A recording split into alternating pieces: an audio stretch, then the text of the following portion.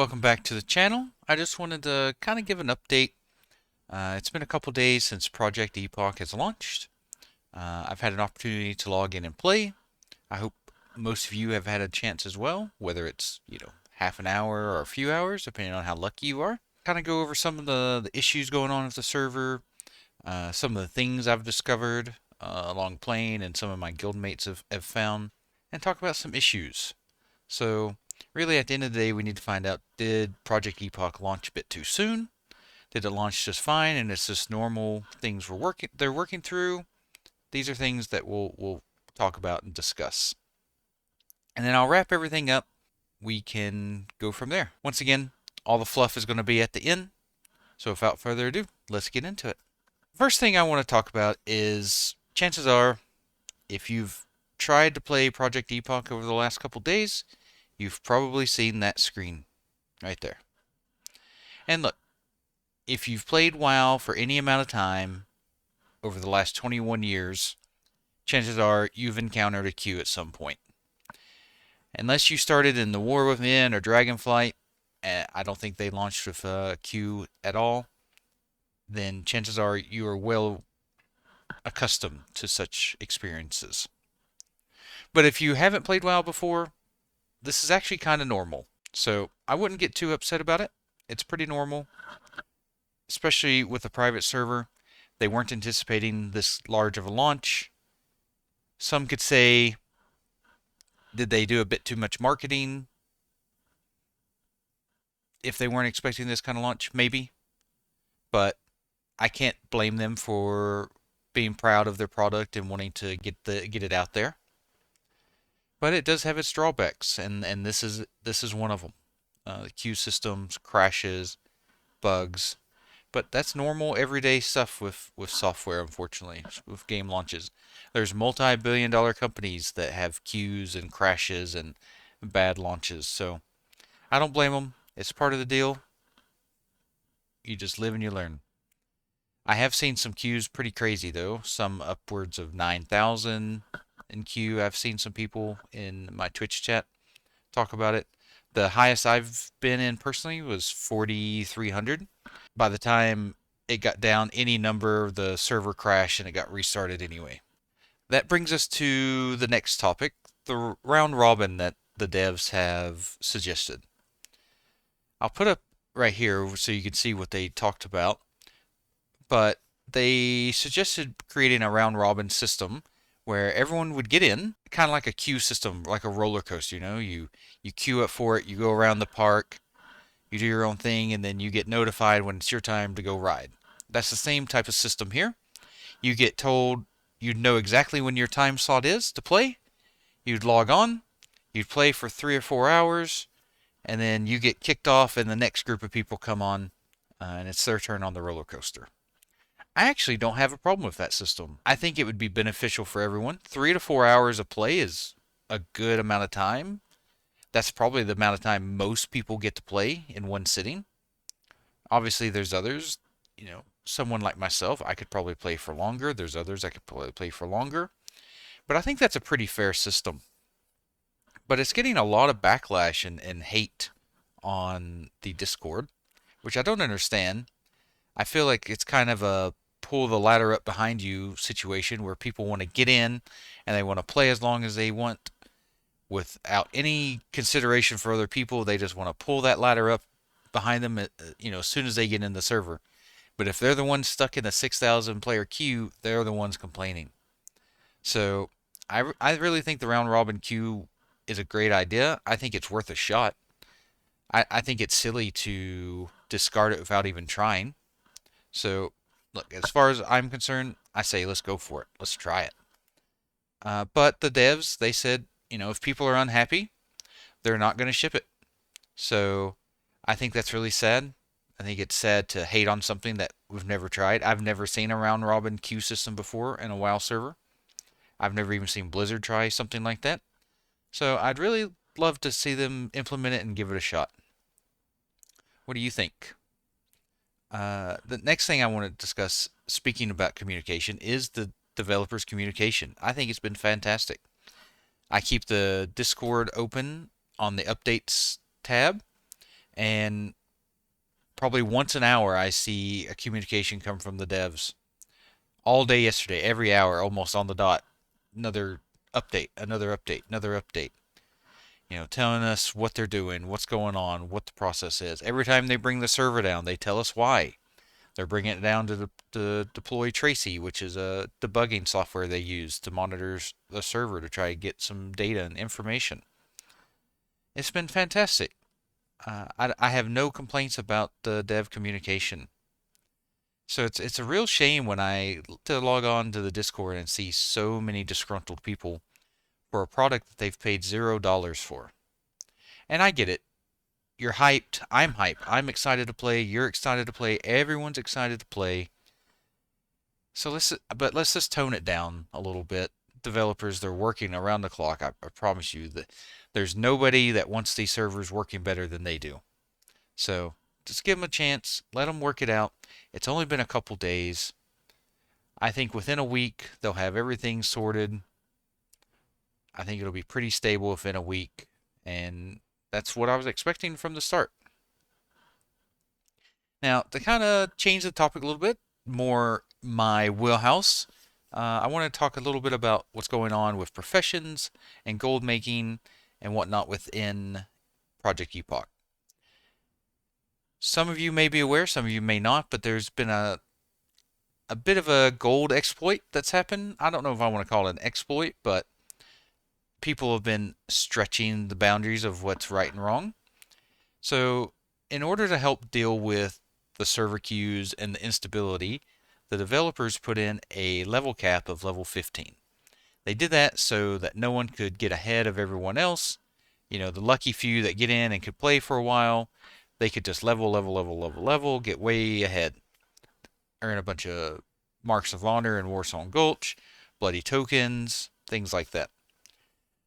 The problem is that there's an issue. If you've ever played WoW before, you know that when you reach max level, cap level is 60. Usually, once you reach level 60, if you continue to do quests, you instead of getting XP, the XP gets converted into a equivalent amount of gold, which then gets given to you as a quest reward. So instead of XP, you get bonus gold. Well, unfortunately, there's some people who reach level 15 and instead of just logging off or playing at all or leveling a profession, they continued to do quests and they started banking gold. Now, it's a small number of people. If you were to look at Discord, you'd think half the server was doing it. But according to the devs, it's a small number of people. They talk about the number being around 10 people with an abnormal amount of gold. So it's definitely not enough to warrant wiping the server or anything. And even if it was a larger number of people, let's say it's 1,000 people, I still don't think it's enough. 30, we're talking about 30 gold here, which, yeah, in a new economy, it's a lot. But at the end of the day, that's not even enough to buy your first mount at level 40. So it is an advantage, but I don't think it's game breaking. And the devs are aware. It's a lot easier for the devs on a private server to keep an eye on things like gold.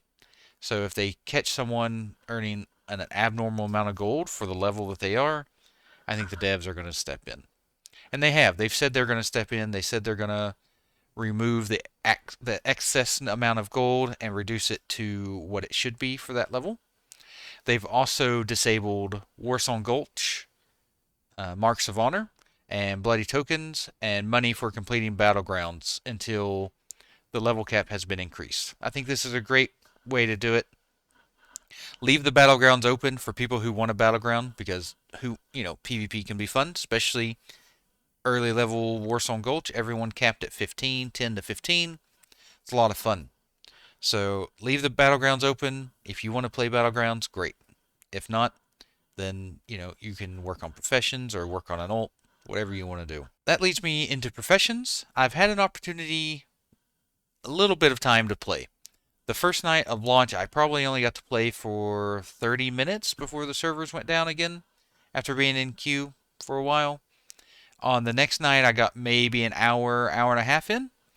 On the first night, I leveled to level 3-ish, And then I ran the Goldshire, checked out Goldshire, checked out what I could, and then I ran the Stormwind and tried to look at some profession trainers to see what they had. I was able to check out the tailoring and trainer because tailoring and enchanting is what I plan on taking on my mage, and the tailoring was really cool. There was definitely some new things in there. The main thing that I saw, I'll put here for you to take a look at. Uh, they have some patterns that involve enchanting mats. For example, like the attuned linen belt, which requires greater magic essence, and then you've got the infused bag for tailoring, which is a 10 slot bag that requires, I think, a pearl and some other enchanting materials. I think that's great. It really ties tailoring and enchanting together because I'd say 90% of people, when you take one or the other, you take tailoring, you take enchanting. It seems to be the best. They just pair really well together.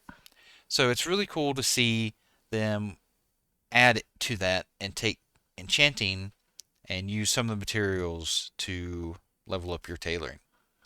So I thought that was really cool. Someone in my guild also found a fishing tackle box while they were fishing an oily blackmouth pool. It appears to be a 16 slot bag, but it's not a normal bag. It only holds fishing stuff, but that's still really cool. If you're going on a fishing trip and you know you're going to be fishing for a while, you just throw on a really easy to find 16 slot bag to hold all your fish while you're fishing. I think it's great. That's what I want to see, more stuff like that. That's kind of what I've found so far with professions. I tried to take a look at the enchanting trainer, but the server went down before I had a chance. And then the next night when I logged in, I decided to level. I got to level 7, 7.5, and I was just getting ready to go and turn on the Explorers Challenge mode, and the servers went down again. And so it was about 4 a.m. for me, my time, so I decided to go ahead and call it a night. Today, so far, the servers are down, so still haven't had a chance to log in, but, you know, at the end of the day, we do what we can, we play what we can, and as I learn more and I can share more with you, I'll definitely share it.